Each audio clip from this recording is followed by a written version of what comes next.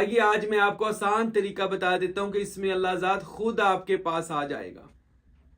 खुद इसमें अल्लाह ज़ात आपके पास आएगा, लेकिन उसके लिए दो चीज़ों की शर्त है जो आज ये फ़कीर बयान करेगा। अगर आप वो दो काम कर लेते हैं तो इंशाअल्लाह ये इसमें अल्लाह ज़ात खुद आपकी तरफ कैसे आएगा।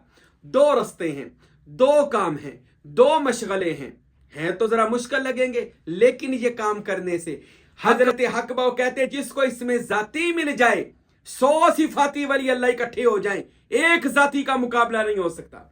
बिस्मिल्लाहिर्रहमानिर्रहीम। आज हम बात करेंगे वो कौन से ख़ास लोग हैं कि जिनके पास इसमें अल्लाह ज़ात खुद चला जाता है। आज बहुत ही ख़ास बयान होगा उन आशिकों, तालिबों, सालिकों के लिए कि जो बंदे अल्लाह और उसके रसूल तक पहुंचना चाहते हैं और दर बदर धक्के खा रहे हैं और कहते हैं जी पीर हजरात हमें, या जितने भी हम पीरों फकीरों के पास गए हमें कुछ भी नहीं मिला, हम कह लें जो तलब लेकर गए थे वो तलब पूरी नहीं हुई, तो वो लोग फिर आखिर क्या होता है सूफी औलिया के खिलाफ हो जाते हैं। आइए आज मैं आपको आसान तरीका बता देता हूं कि इसमें अल्लाह ज़ात खुद आपके पास आ जाएगा। खुद इसमें अल्लाह ज़ात आपके पास आएगा, लेकिन उसके लिए दो चीज़ों की शर्त है जो आज ये फ़कीर बयान करेगा। अगर आप वो दो काम कर लेते हैं तो इंशाअल्लाह अल्लाह ताला का इसमें अल्लाह ज़ात का तसव्वुर खुद आपके कल्ब में आकर आपके कल्ब को कल्ब सलीम बना देगा इंशाअल्लाह। और मेरी इस दुआ के साथ कह लें इस मौजू पर गुफ्तगू होगी कि अल्लाह रब्बुल इज़्ज़त हम सब को इसमें अल्लाह ज़ात को हासिल करने की तौफीक अता फरमाए, क्योंकि आरफों के बादशाह हज़रत सखी सुल्तानुल आरफीन बुरहानुल वासिलीन मुक्तदाए कामिलीन फना फ़िज़ात ऐन याहू हज़रत सखी सुल्तान बाहू रहमतुल्लाह अलैह मेरे पेशवा ने इरशाद फरमाया कि जिसको इसमें अल्लाह ज़ात मिल जाता है गोया उसके पास कुलीदे तौहीद आ जाती है, उसके पास ऐनुल फ़क्र आ जाता है। कुलीदे तौहीद यानी कि तौहीद को खोलने वाली चाबी उसके पास, वो उसका यानी कह ले तौहीद बारी ताला में गुम होने वाला जो मसला ना उसका हल हो जाता है, जिसके वहदतुल वजूद व शहूद कहा जाता है। जिसके पास इसमें अल्लाह ज़ात आ जाए उसके पास कायनात का खजाना आ जाता है। वो जिसको चाहे, खुद तो वो वली बना ही बना होता है, हक वो फरमाते हैं वो जिस पर चाहे इसमें अल्लाह ज़ात की तवज्जो करे और उसको वली अल्लाह बना दे। ये इसमें अल्लाह ज़ात की बरकत है जिसके पास आ जाए। और हक वो फरमाते हैं, और मेरे मुर्शिद ग्रामी हजरत फ़कीर नूर मोहम्मद सरवरी कादरी कुलाचवी रहमतुल्लाह अलैह अपनी किताब इरफान शरीफ में फरमाते हैं कि जिसको इसमें अल्लाह ज़ात का तसव्वुर मिला और वो तसव्वुर पक गया। ये याद रखें, जो तसव्वुर इसमें अल्लाह ज़ात करते हैं ना, बहुत सारे लोग ना घबरा जाते हैं, कहते हैं जी हमें कुछ नहीं मिला, हम तो कर करके थक गए हैं। इसमें अल्लाह ज़ात करार पकड़ने में अगर कुछ देर लगाता है ना, तो फिर भी आपने इस मशक को नहीं छोड़ना। इसमें अल्लाह ज़ात का तसव्वुर याद रखे, अंबिया, औलिया, सूफिया, फुकारा की सुन्नत रहा है तसव्वुर और मुराकबा। और शैतान लाइन जो है, शैतान और नफ्स अमारा जो है, ये सबसे ज़्यादा जिस चीज़ से डरता है उसको तसव्वुर कहा जाता है। सुल्तान बहू कहते हैं जो बंदा इसमें अल्लाह ज़ात के तसव्वुर में रहता है अल्लाह उसको तेगे बरहाना नंगी तलवार अता करता है और वह शैतान का सर कलम कर देता है, नफ्स अमारा को कत्ल कर देता है। तो ये तसव्वुर जो है, क्योंकि शैतान भी एक तरह का बातनी तौर पर ही मौजूद है, एक गैर मराई मखलूक है, तो ये तसव्वुर भी एक गैर मराई चीज़ है। तो जब ये तसव्वुर की तलवार उस पर चलाई जाती है तो वो दफा दूर हो जाता है। अल्लाह हम सब को शैतान के शर से बचाए। तो तसव्वुर इसमें अल्लाह ज़ात करने वाला बंदा हक बहु फरमाते हैं कि सारी जिंदगी करता रहे, इसको छोड़े ना। उसको ये नहीं पता होता एक तो मैं इबादत कर रहा हूँ, अल्लाह के इसम का तसव्वुर, इसमें मोहम्मद का तसव्वुर, इसमें हू का तसव्वुर, मुर्शिद कामिल का तसव्वुर, या दीगर दमेनोश किसी भी औलिया अंबिया का तसव्वुर करना और उसके दम से दम को हासिल करना, यानी फैज़ हासिल करना, उसके दम के साथ दम मिलाकर उससे फैज़ बातनिया को हासिल करना। तो सुल्तानुल आरफीन बादशाह फरमाते हैं आपने नहीं छोड़ना, करते रहे।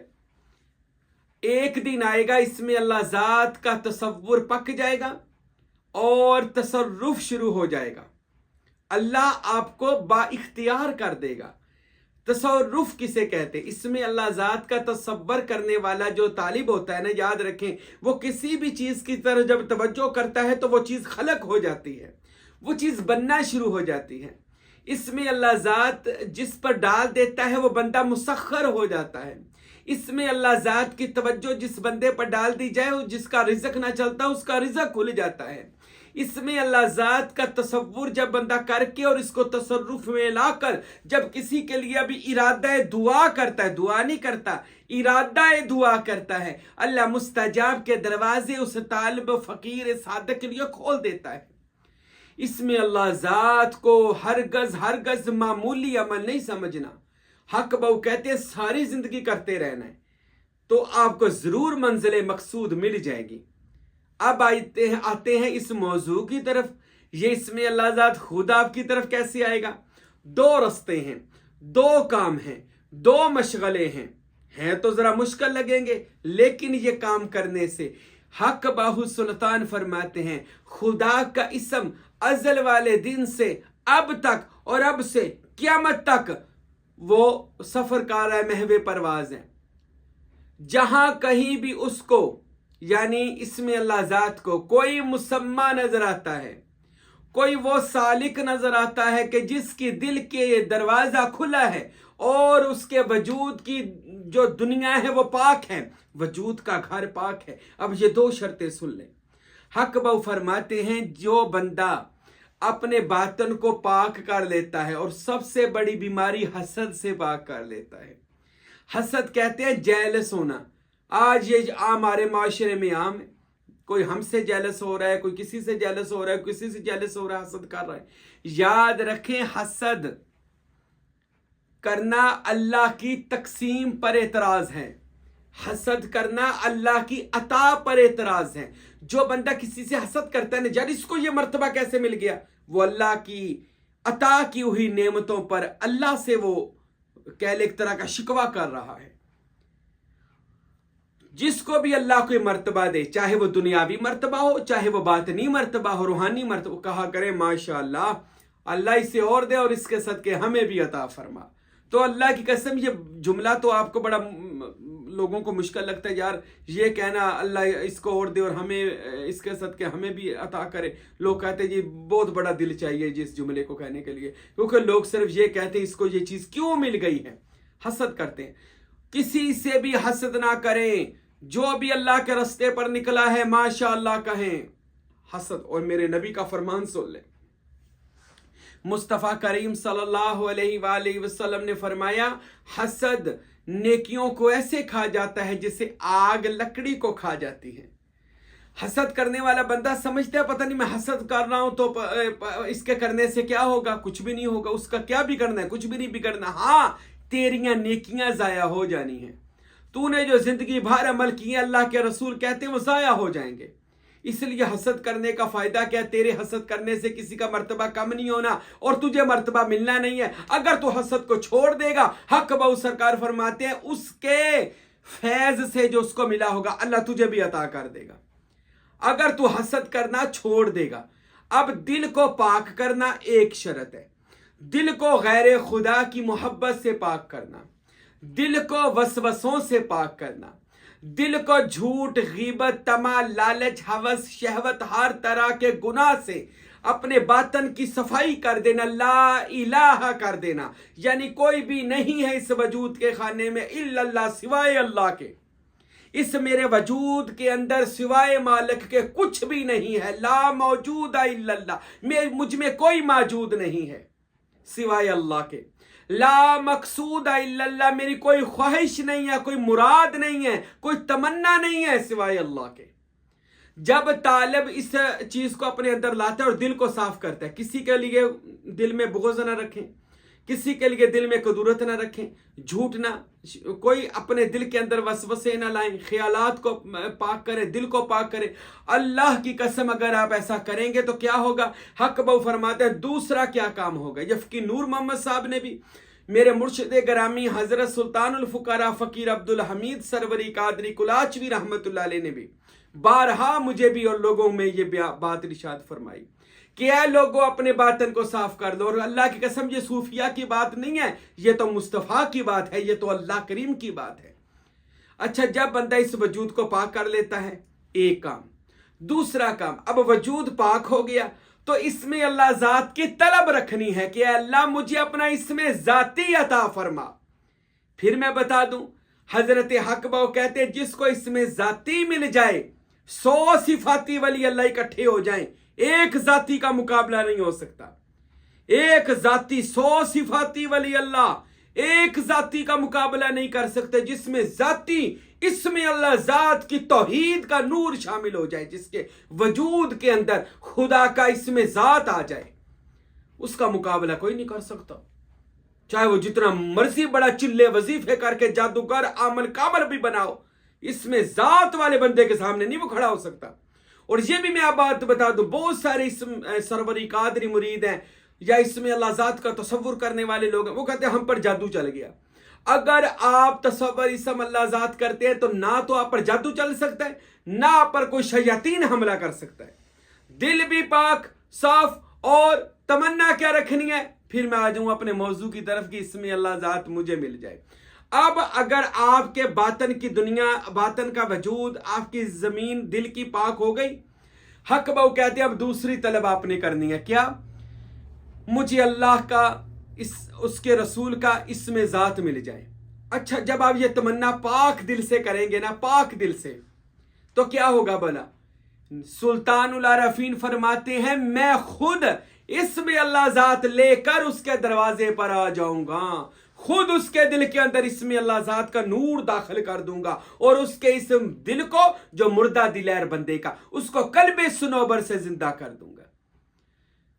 یہی بات ہے حضرت فقیر نور محمد سروری قادری کلاچوی, ڈیرہ اسماعیل خان, نوری دربار کلاچی والے صاحب عرفان. آپ لاہور کالج میں پڑھ رہے تھے, ایف اے کے طالب علم تھے, اسٹوڈنٹ تھے, لیکن دل پاک تھا, دنیاوی خواہشوں سے دل پاک تھا. سلطان العارفین کی کتابیں پڑھی, ان سے عشق ہو گیا. دن رات حق بہو کی یاد آنی, آنکھوں سے آنسو جاری ہو جانے, کاش میں سلطان بہو کا ہو جاؤں اور حق بہو میرے ہو جائے. پھر دل کی دنیا پاک ہونا شروع ہوئی, آنکھوں سے دن رات آنسو نکلتے ہیں.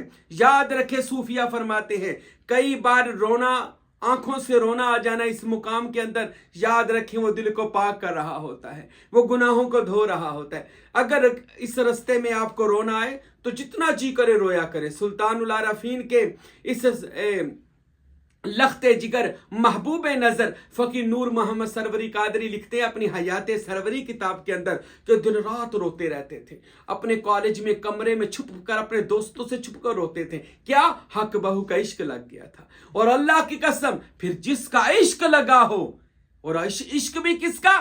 عارفوں کے بادشاہ کا, روئے زمین کے عارفوں کا بادشاہ باہو سلطان, جس کو حضرت محمد مصطفیٰ صلی اللہ علیہ وسلم نے اپنی بزم میں بلا کر تصور محمد دیا, تصور اسم اللہ ذات دیا, اور تصور اسم ہو دیا, اور لاہوت لا مکان کا شہباز بنا دیا.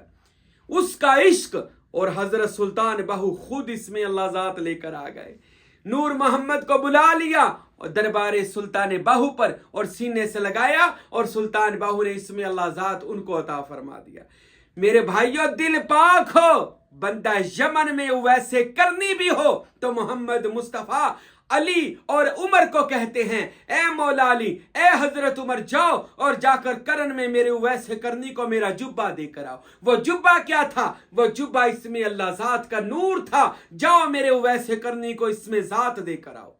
تو وہ چاہے ایک ملک سے دوسرے ملک میں دیوانہ رہتا ہو, محمد مصطفیٰ کو خبر ہوتی ہے. ارے جس سے عشق ہو جائے, عشق والے کو خبریں ہوتی ہیں. اور جو معشوق ہوتا ہے, ارے وہ تو یار کے عشق میں جب جلتا ہے, یار کو خبر ہو جاتی ہے اور اس کی طلب کو فوراً پورا کر دیا جاتا ہے. تو میرے بھائیوں, میرے دوستو, اس میں اللہ ذات اگر آپ حاصل کرنا چاہتے ہیں, آج سے حسد کی بیماری کو اپنے اندر سے نکال دیں, کسی سے جیلس نہ ہوا کریں. میں اپنی بات کروں آخر پر, یہ فقیر آج تک کسی سے جیلس, کسی سے حسد نہیں کیا, کیوں نہیں کیا؟ اللہ پاک نے حسد تب کیا جاتا ہے جب پلے کوئی چیز نہ ہو، تو میرے پلے فلاں چیز نہیں ہے تو میں فلاں کی طرف دے کر حسد کروں گا۔ میرے مالک میرے مرشد نے مجھے بچپن سے، وہ پیر نصیر الدین صاحب رحمۃ اللہ علیہ کا شعر ہے کہ یہ تو زمانے کی محبت ہے، یا یہ تو زمانے کا پیار ہے نصیر، ورنہ ابھی جمع بھی نہ ہوئے تھے کہ پیر کہلائے۔